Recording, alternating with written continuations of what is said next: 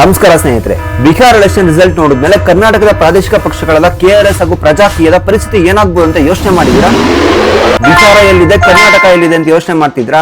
ಇದೆಲ್ಲದಕ್ಕೂ ಒಂದು ಕನೆಕ್ಷನ್ ಇದೆ. ಪ್ರಶಾಂತ್ ಕಿಶೋರ್ ಅವ್ರ ಬಗ್ಗೆ ಸ್ವಲ್ಪ ಪರಿಚಯ ಮಾಡ್ಕೊಳ್ಳೋಣ ಬನ್ನಿ. ರಾಜಕೀಯ ಸಲಹೆಗಾರನಾಗಿ ಮೋದಿಯವರ ಕೊನೆಯ ಅಸೆಂಬ್ಲಿ ಚುನಾವಣೆ ಹಾಗೂ ಮೋದಿಯವರ ಮೊದಲ ಪ್ರೈಮ್ ಮಿನಿಸ್ಟರ್ ಎಲೆಕ್ಷನ್ಗೆ ಇವ್ರು ಕೆಲಸ ಮಾಡಿದ್ರು. ವೈಎಸ್ಆರ್ ಗೆಲುವಿಗೆ, ಕೇಜ್ರಿವಾಲ್ ಗೆಲುವಿಗೆ, ಮಮತಾ ಬ್ಯಾನರ್ಜಿ ಗೆಲುವಿಗೆ ಇವ್ರ ಸ್ಟ್ರಾಟಜಿ ವರ್ಕ್ ಆಯ್ತು. ಇಷ್ಟೆಲ್ಲ ಗೆಲುವುಗಳ ನಂತರ ರಾಜಕೀಯ ವ್ಯವಸ್ಥೆ ಮೇಲೆ ಅಸಹ್ಯ ಹುಟ್ಟಿ ಇವರು ಜನರಿಗೋಸ್ಕರ ಒಂದು ಪಕ್ಷ ಬೇಕು ಅಂತೇಳಿ JSP ಪಕ್ಷ ಕಟ್ಟಿದ್ರು, ಜನಸ್ವರಾಜ್ ಪಾರ್ಟಿ. कोई ये नहीं कह रहा कि जनस्वराज जो कह रहा है या जो प्रयास कर रहे हैं वो सही नहीं है, लेकिन वोट करने की जो बात है, it requires a leap of faith. Jan Swaraj ಪಾರ್ಟಿಗೆ ಬಿಹಾರ ಮೊದಲ ಎಕ್ಸ್ಪೆರಿಮೆಂಟ್ ಆಗಿತ್ತು.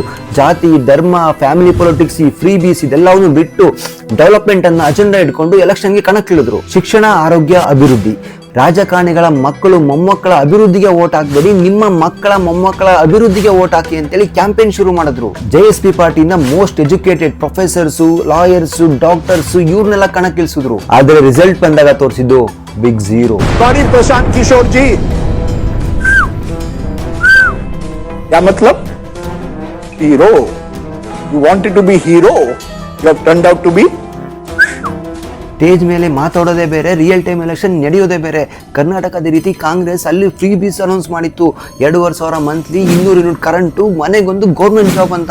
ಜನ ಪ್ರಬುದ್ಧರಾಗಿ ಇದೆಲ್ಲ ಬೇಡ ನಮ್ಗೆ, ಎಲೆಕ್ಷನ್ಗೂ ಮುಂಚೆ 10,000 ಹಾಕ್ದಂತ NDAಗೆ ವೋಟ್ ಹಾಕಿದ್ದಾರೆ. ನಿತೀಶ್ ಕುಮಾರ್ ಬಿಹಾರದ ಚೀಫ್ ಮಿನಿಸ್ಟರ್ ಆಗಿ ಎಷ್ಟು ಬಾರಿ ಆಯ್ಕೆ ಆಗಿರ್ಬೋದು? ಕ್ಯೂರಿಯಾಸಿಟಿ ಇದೆಯಾ ತಿಳ್ಕೊಳೋದಕ್ಕೆ? ಮೊದಲ ಬಾರಿ 7 ದಿನ CM ಆಗಿದ್ರು, ಆದ್ರೆ ಎರಡನೇ ಬಾರಿ 8.5 ವರ್ಷ CM ಆದ್ರು. ಟೋಟಲ್ ಆಗಿ 19 ವರ್ಷ 84 ದಿನ ಚೀಫ್ ಮಿನಿಸ್ಟರ್ ಆಗಿದ್ರು. ಸ್ಟಿಲ್ ಬಿಹಾರ್ ಇಸ್ ಪೂರ state in India. Janaswaraj party ಆಗಿರ್ಬೋದು, ಇಲ್ಲಿನ KRS ಪಕ್ಷ, ಪ್ರಜಾಕೀಯ ಪಕ್ಷ ಎಲ್ಲದೂ ಬರೀ ಸ್ಟೇಜ್ ಮೇಲೆ ಮಾತಾಡೋದಕ್ಕೆ, ರೀಲ್ಸ್ ಶೇರ್ ಮಾಡೋದಕ್ಕೆ ಅಷ್ಟೇ ಸೀಮಿತ ಆಗಿದೆ. ಎಲೆಕ್ಷನ್ಸ್ ಯಾವತ್ತು ಕಾರ್ಯಕರ್ತನ ಮೇಲ್ ನಡೆಯೋದು. ಸ್ಟೇಜ್ ಮೇಲೆ ಯಾರು ಬಂದು ಭಾಷಣ ಮಾಡಿದ್ರು, ಎಷ್ಟು ಭಾಷಣ ಮಾಡಿದ್ರು, ಆಯಾ ಬೂತ್ ಅಲ್ಲಿ ಕಾರ್ಯಕರ್ತ ಎಷ್ಟು ಚೆನ್ನಾಗಿ ಕೆಲಸ ಮಾಡ್ತಾನೆ, ಎಷ್ಟು ವೋಟ್ ಹಾಕ್ಸ್ತಾನೆ ಅದ್ರ ಮೇಲೆ ಎಲೆಕ್ಷನ್ ರಿಸಲ್ಟ್ ನಿಂತಿರುತ್ತೆ. ಯಾಕೆ ಅಂದ್ರೆ ಎಲೆಕ್ಷನ್ ಟೈಮಲ್ಲಿ ನಮ್ಮ ಜನ ಕ್ರೂಢರಾಗಿರ್ತಾರೆ. ಅವ್ರನ್ನ ಕೈ ಹಿಡಿದು ಕರ್ಕೊಂಡು ಹೋಗಿ ಮತಗಟ್ಟೆಯಲ್ಲಿ ತೋರ್ಸೋದಕ್ಕೆ ಯಾರಾದ್ರೂ ಬೇಕಲ್ಲ. ನಮ್ ಜನ ಮೆಚೂರ್ ಆಗಿದ್ದಾರೆ, ಅವ್ರಿಗೆ ಗೊತ್ತು ಯಾರಿಗೆ ವೋಟ್ ಮಾಡಿದ್ರೆ ತಮ್ಮ ಡೆವಲಪ್ಮೆಂಟ್ ಆಗುತ್ತೆ ಅಂತ ಹೇಳಿ. ಅದಕ್ಕೆ ಅವ್ರು ಯಾರು ಹೊಸ ಪಕ್ಷ ಟ್ರೈನೇ ಮಾಡೋಲ್ಲ.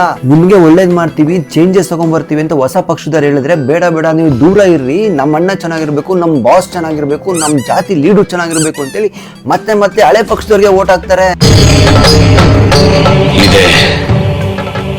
ಇಲ್ಲೊಂದು ಸಮಸ್ಯೆ ಖಂಡಿತ ಇದೆ.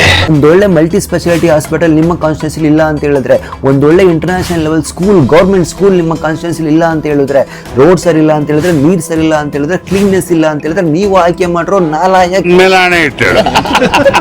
EVM ಅಲ್ಲಿ ಬೇರೆ ಪಕ್ಷಗಳು ಇದಾವೆ ಅನ್ನೋದನ್ನ ಅರಿತುಕೊಳ್ಳಬೇಕು ನಾವು. ನಾನು ಮೊದಲು ಹೇಳಿದ ಹಾಗೆ ಇದು KRS ಹಾಗೂ ಪ್ರಜಾಕೀಯ ಪಕ್ಷಗಳಿಗೆ ಪಾಠ ಅಲ್ಲ, ಪ್ರತಿಯೊಬ್ಬ ವೋಟರ್ಗಳಿಗೂ ಪಾಠ ಇದು. ನೀನ್ ಚೇಂಜ್ ಆಗು, ನಾನ್ ಚೇಂಜ್ ಆಗು, ಅವ್ನ್ ಚೇಂಜ್ ಆಗ್ಲಿ ಅಂತ ಕಾಯ್ತಾ ಕೂತ್ಕೊಂಡಿದ್ರೆ ರಾಜಕೀಯ ವ್ಯವಸ್ಥೆ ಚೇಂಜ್ ಆಗೋದೇ ಇಲ್ಲ.